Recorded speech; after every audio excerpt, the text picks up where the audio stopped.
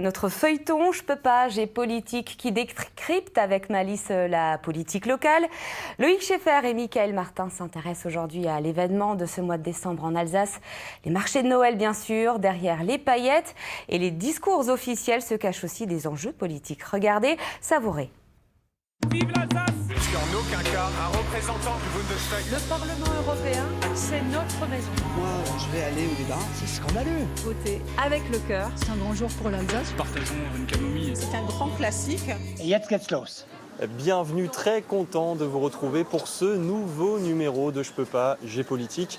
N'ayons pas peur des mots, en décembre, l'Alsace est un peu le centre du monde. Merci qui? Merci les marchés de Noël. Et on peut donner un peu de piquant à tout ça, car le marché de Noël, c'est un événement festif, commercial, féerique, mais aussi politique. Tout commence ici à Strasbourg en 1570, un temps où la politique et le religieux se confondent. La ville, à majorité protestante, tourne le dos à la Saint-Nicolas, une fête catholique. Les commerçants luthériens créent alors le Christkindlesmarkt, le marché de l'enfant Jésus. Allez, on va faire un bond dans le temps. 1992, Catherine Trautmann et son équipe font de Strasbourg la capitale de Noël. Le coup marketing du siècle pour la mère socialiste et son équipe. Le début aussi d'un business juteux et controversé. Écoutez ce qu'on en disait déjà à l'époque. Il y a 25 ans, les Parisiens, à part les Alsaciens immigrés dans la capitale, ne savaient pas ce que c'était qu'un sapin de Noël. Et maintenant, on se retrouve avec un marché de Noël à la gare de l'Est. Il faut quand même être sérieux. Ça m'attriste un peu, parce que ça sort vraiment des traditions et c'est du mercantilisme pur.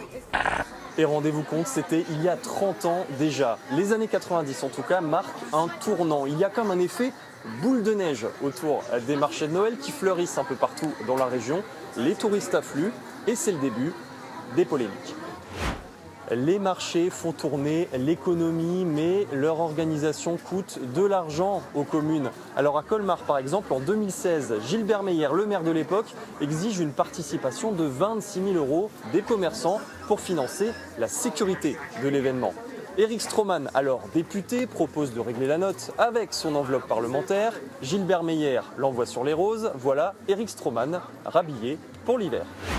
Autre sujet, le trop-plein de touristes. En 2019, des associations de quartier lancent une pétition contre les dérives du marché de Noël. Ils se sentent dépossédés de leur ville, dénoncent l'attente, des contrôles et des nuisances. Même combat à Kaysersberg et à Colmar, où pareil en 2017, le manque de toilettes publiques génère des incivilités. Je vous fais pas un dessin. Les politiques savent aussi montrer les crocs pour défendre leur marché de Noël, toujours le plus beau et le plus authentique de tous. En 2017, un site européen a le malheur, par exemple, de classer Strasbourg seulement 5e des plus beaux marchés de Noël d'Europe. La ville explique qu'elle s'en fiche, sauf que Roland Ries, le maire de l'époque, appelle à voter pour Strasbourg l'année suivante, comme quoi il avait quand même un petit peu les boules. On va pas se quitter fâché. Finalement, les marchés de Noël, c'est comme le vin chaud. Il faut en profiter avec modération.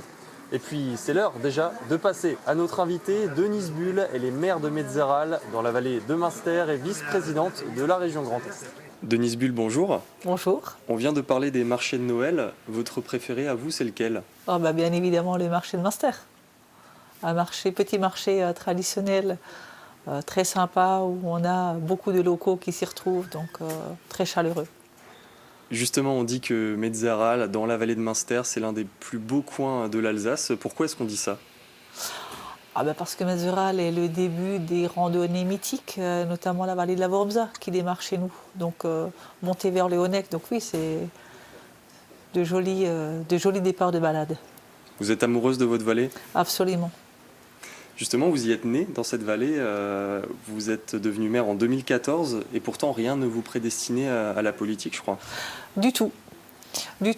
J'ai fait ma carrière professionnelle de la fonction publique territoriale et non, rien ne me prédestinait à une carrière politique. Je suis rentrée au conseil municipal en 1995, j'ai fait mon petit bonhomme de chemin. Puis la mairie en 2014, la région en fin 2015, début 2016 et puis voilà, ça s'est enchaîné. Vous êtes maire, vous êtes vice-présidente de la région Grand Est. S'il fallait choisir? Maire. Pourquoi? Tout simplement parce que on est proche de la population, on a des interventions directes. Vous avez reçu fin septembre l'insigne qui vous a fait chevalier de la Légion d'honneur. Qu'est-ce que ça fait ? Alors, c'était une grande surprise et je l'ai dédié à ma famille qui fait finalement beaucoup de sacrifices.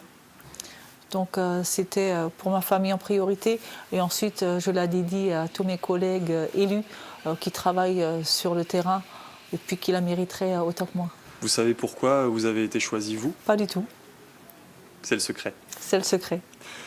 Est-ce que, Denise Bull, vous avez du temps libre et quels sont vos loisirs ? Du temps libre, très peu. Les loisirs, c'est la randonnée. De temps en temps, un petit trek à l'étranger ou même par chez nous. Dans la vallée de Münster, par exemple. Pourquoi pas. Merci à Denise Bull et allez, on passe aux actualités croustillantes de ces derniers jours et c'est cadeau. Après la chute du gouvernement, le ministre démissionnaire alsacien Patrick Hetzel pourrait retrouver son siège de député. Sa suppléante, Eliane Kremer, aura marqué les esprits à l'Assemblée. Voici comment la Savernoise, ex-employée de la Banque de France, a défendu la réforme des retraites. C'était la semaine dernière. À 64 ans, tout comme à 60 ans, nous sommes encore dans une bonne forme physique et on ne va pas directement ni à l'EHPAD, ni au cercueil.